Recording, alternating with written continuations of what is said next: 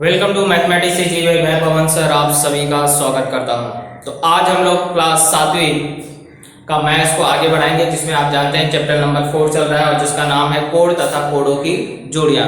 इस चैप्टर को आगे हम लोग क्या करेंगे, कंटिन्यू करेंगे और इसमें हम लोग लास्ट टॉपिक तक पहुंच चुके हैं। आज जो हमें टॉपिक पढ़ना है वो बहुत ही इंपॉर्टेंट टॉपिक है और इसे आपको ध्यान से पढ़ना चाहिए, क्योंकि जैसे मैंने बताया कि छोटे क्लासों की चीज़ें हैं जो हैं वो क्या होती हैं, बड़े क्लासों से रिलेटेड होती हैं। तो इसलिए अगर हम छोटे क्लास में नहीं सीखते हैं तो बड़े क्लासों में ऐसे सम्स हमें समझ में नहीं आते हैं। तो इसलिए इस वीडियो को आप क्या करेंगे, लास्ट तक देखेंगे और इस पर आधारित सवालों को क्या करेंगे, समझने का प्रयास करेंगे। तो आगे बढ़ने से पहले मैं यही कहूँगा, जो भी इस चैनल से नए हैं और जो भी जुड़े हुए हैं अभी तक अगर सब्सक्राइब नहीं किए हैं तो लाल रंग के बटन सब्सक्राइब को क्लिक करें और बेल आइकन में ऑल के बटन को प्रेस करके रखें, जिससे गणित से जुड़ी हुई सारी जानकारियां मैं आप तक क्या करता रहूं, पहुंचाता रहूं। ओके, चलिए स्टार्ट करते हैं। आज जो इंपॉर्टेंट टॉपिक पढ़ना है उसकी नाम है त्रिभुज का बहिष्कोण। त्रिभुज के बहिष्कोण को पढ़ने से पहले हम लोग एक और छोटी सी चीज को पढ़ेंगे जो छोटे या किसी भी कॉम्पिटिटिव एग्जाम में क्या करते हैं, यूज किए जाते हैं। जैसे किसी भी बहुभुजाकृति आकृति को, बहुभुजाकृति मतलब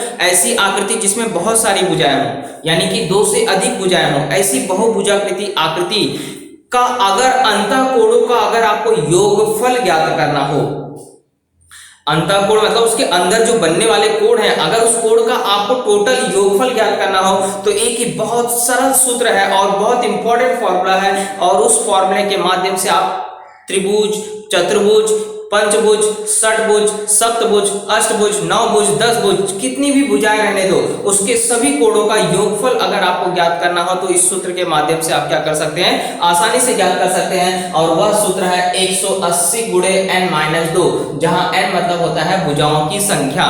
जैसे अगर त्रिभुज है, त्रिभुज में कितनी भुजाएं होती हैं, 3, तो 3 यहां रख दोगे, 3 - 2 यानी कि 1, 180 का गुणा 1 में करोगे कितना आ जाएगा, 180, यानी कि त्रिभुज के तीनों कोणों का योगफल कितना होता है, 180 अंश होता है। चतुर्भुज का ज्ञात करना हो तो चतुर्भुज के चारों कोणों का योगफल होता है, कितना होता है ये पता कर लेते हैं। चतुर्भुज में होती कितनी भुजाएं हैं, 4, तो यहाँ 4 रखोगे, 4 - 2, तो 4 - 2 कितना हो गया, 2 का गुणा 180 में करोगे कितना आ जाएगा, 360, यानी कि कोई भी चतुर्भुज रहने दीजिए उसके सभी कोणों का, सभी अंतःकोणों का योगफल कितना होता है, 360। ऐसे 5 भुजाएं रखोगे तो 5, अगर पंचभुज का निकाला रहेगा तो 5 रखोगे, 5 - 2 यानी 3, 180 में 3 का गुणा करोगे यानी कि 540, यानी कि उसके सभी कोणों का योगफल कितना होता है, 540। ऐसे कि कोई भी बहुभुजाकृति आकृति रहने दीजिए, उसकी भुजाएं कितनी हैं वह भुजाओं का मान यहाँ n की जगह रखिए और हल कर लीजिए, तो आपको सभी आकृतियों के अंतःकोणों का योगफल क्या हो जाएगा, ज्ञात हो जाएगा। तो यह है ना बहुत इंपॉर्टेंट टॉपिक, और इसके माध्यम से यानी कि छोटे से सूत्र के माध्यम से हम किसी भी बहुभुजाकृति आकृति का क्या कर सकते हैं, अंतःकोण का योगफल ज्ञात कर सकते हैं। ओके, चलिए इसको आप समझ चुके हैं। तो यहाँ पे आते हैं त्रिभुज का बहिष्कोण। बहिष्कोण मतलब क्या होता है कि बाहर का कोण, लेकिन सारे के सारे बाहर के कोण आपको बहिष्कोण नहीं कहलाते हैं। तो वह कोण मैं फिर से रिपीट कर रहा हूं, वह कोण जब त्रिभुज की किसी भुजा को हम आगे बढ़ाते हैं तो वह कोण जो त्रिभुज के अंतःकोण के साथ संलग्न कोण बनाता है, उसी कोण को कहा जाता है त्रिभुज का बहिष्कोण।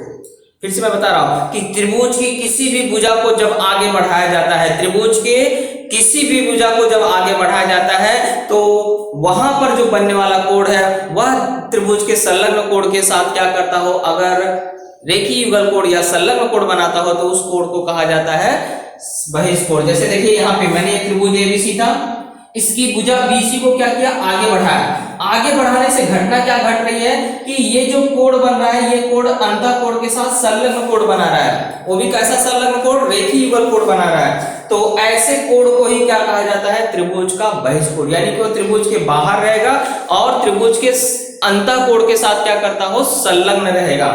अगर वह त्रिभुज के संलग्न अंतःकोण के साथ वह संलग्न कोण है तो वह कोण क्या कहलाता है, त्रिभुज का बहिष्कोण कहलाता है। और गुणधर्म यह है कि त्रिभुज के किसी भी बहिष्कोण का माप उसके दूर के अंतःकोण के योगफल के बराबर होता है।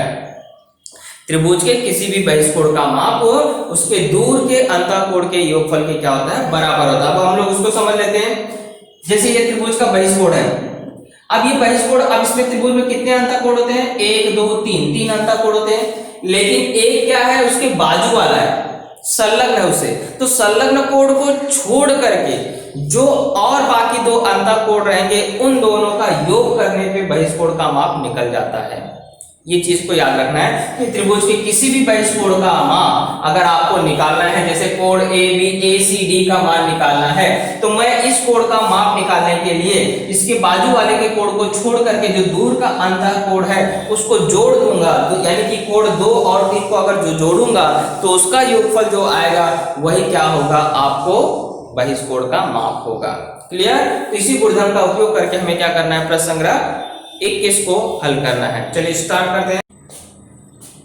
चलिए क्वेश्चन नंबर फर्स्ट में क्या बोला है, ये संलग्न आकृति में कोण A और कोण B के माप क्या है, समान है। कोण A और कोण B के माप क्या है, समान है। और कोण ACD इस त्रिभुज का क्या है, बहिष्कोण है। और ACD का मान अगर 140 है तो A और B का माप कितना होगा, ये चीज को हमें क्या करना है, ज्ञात करना है। तो एकदम सिंपल सा अभी हमने पढ़ा, फॉर्मूला पढ़ा कि किसी भी बहिष्कोण का माप उसके संलग्न कोण के दूरस्थ अंतः कोण के क्या होता है, बराबर होता है, योगफल के बराबर होता है। उसी गुणधर्म का उपयोग करेंगे और हम लोग क्या करेंगे, मान ज्ञात करेंगे।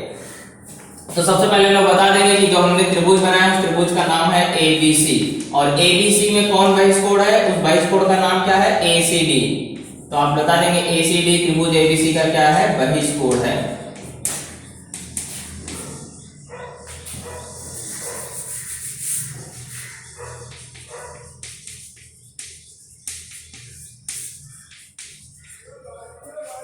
अब A और B का माप आपको क्या है, समान है, जिसको हम लोग मान लेते हैं। माना कि कोण A बराबर कोण B बराबर कितना हो गया, x, इसको मान लेते हैं। तो उसके माप क्या है, बराबर है, हमने उसके माप को क्या मान लिया, x। अब बहिष्कोण प्रमेय से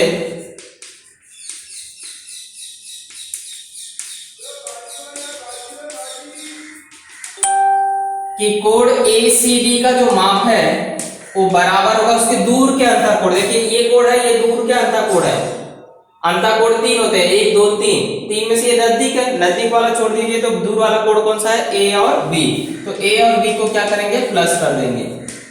अब ACD का माप 140 है, इसका माप x, इसका माप भी क्या है, x, क्योंकि दोनों बराबर है, दोनों हमने क्या माना है, x। और x जुड़ के कितना हो गया, 2x। अब 2 यहाँ गुणे में इधर आएगा, क्या हो जाएगा, भाग में, तो भाग दे देंगे तो x का मान 70 आ गया। x का मान 70 यानी कोण A भी 70 अंश का हो गया और कोण B भी कितने अंश का हो जाएगा, 70 अंश। इस तरह से हमारे दोनों आंसर क्या हो गया, आ चुके हैं। इसे लिख लीजिए। संलग्न आकृति बनी हुई है और आपको बोला है शेष कोणों के माप ज्ञात करो। तो यहाँ देखिए किसी भी कोण का माप स्पष्ट रूप से नहीं दिया है, जो भी कोण के माप दिए गए हैं वह y के रूप में दिए गए। जैसे आपको बोला है 6y, ये 4y और ये 8y है, तो हमें बाकी कोणों के माप ज्ञात करने, यानी जहां पे कोणों के माप लिखे नहीं हैं उसके माप क्या करने हैं, ज्ञात करने हैं। तो पहले हम लोग क्या करेंगे, शीर्षाभिमुख की रेखा है, किसी को प्रतिच्छेदित कर रही है, तो जाहिर सी बात है वहां पे शीर्षाभिमुख कोण बनेगा। तो कौन किसका शीर्षाभिमुख कोण है वो हम लोग देखेंगे, क्योंकि शीर्षाभिमुख कोणों के माप क्या होते हैं, समान होते हैं। तो ये 8y है तो ये भी कितना हो जाएगा, 8y। ये 4y है तो ये भी कितना हो जाएगा, 4y। और ये 6y है तो ये भी कितना हो जाएगा, 6y हो जाएगा। तो हम लोग वही पहले लिख लेंगे कि कोण जो है AOB बराबर होगा किसके, DOE के, और इन दोनों का माप कितना हो जाएगा, 8y। इन सब का कारण शीर्षाभिमुख कोण है। और कोण EOF बराबर होगा किसके, DOC के, इसका माप हो जाएगा 4y, है ना, ये 4y है तो ये भी कितना होगा, 4y। कोण का मान नाम ध्यान से लिखना है। और कोण ये देखिए, इस कोण का नाम क्या है, COD बराबर किसके, AOF के, इसका माप कितना हो जाएगा, 6y। कारण क्या है, तीनों का शीर्षाभिमुख कोणों के माप क्या होते हैं, समान होते हैं, या आप अच्छी तरह से जानते हैं। चलिए ये तो हमने बता दिया कि यहाँ पे 6y बनेगा, यहाँ पे 8y बनेगा और यहाँ पे 4y बनेगा। अब ये पूरा घूम के क्या बन रहा है, एक सर्कल बन रहा है ना। ये पूरा एक बिंदु पे बनने वाले कोणों के मापों का योगफल होता है 360, यानी कि इन सब का योगफल कितना होगा, 360 होगा। तो 8y प्लस 8y देखिए 2 बार है, 4y प्लस 4y 2 बार है, 6y प्लस 6y कितनी बार है, 2 बार है। इन सबको मिला के कितना होगा टोटल, 360। एक बिंदु पे बने सभी कोणों का योगफल।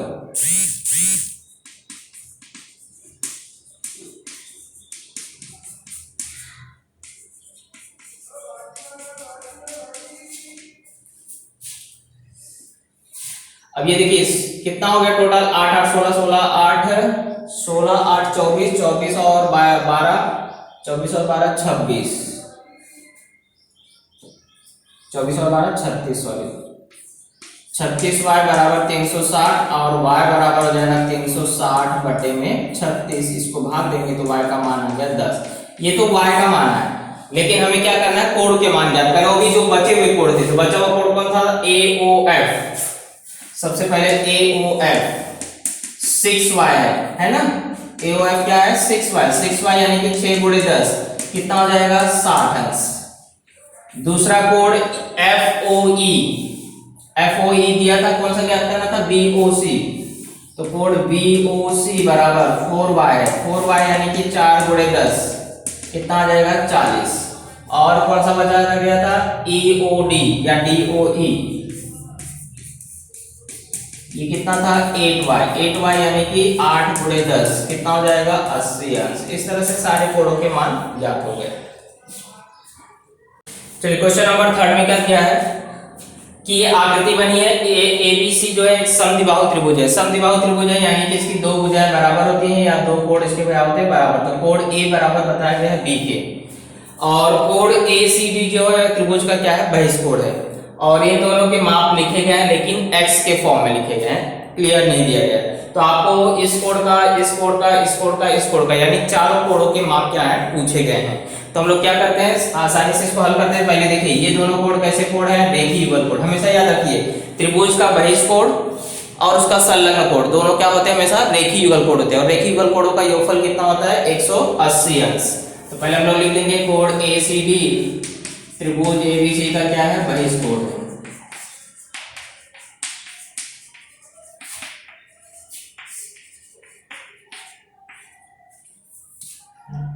तो कोण ACD प्लस उसका संलग्न कोण ACB, ये दोनों का योगफल जो है वह कितना होगा 180 अंश होगा, क्योंकि कैसे कोण है, रेखीय युगल कोण है। तो ACD की जगह कितना लिखा जाएगा 8x plus 10 plus 3x minus 17 equal to 180।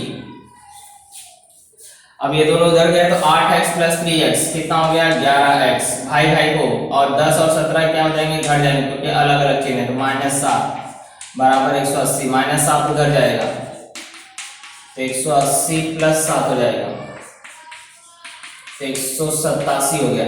x का मान निकालने का मतलब है कि 187 में 11 से क्या करोगे, भाग दो, क्योंकि यहाँ 11 गुणे में इधर जाएगा क्या जाएगा भाग में।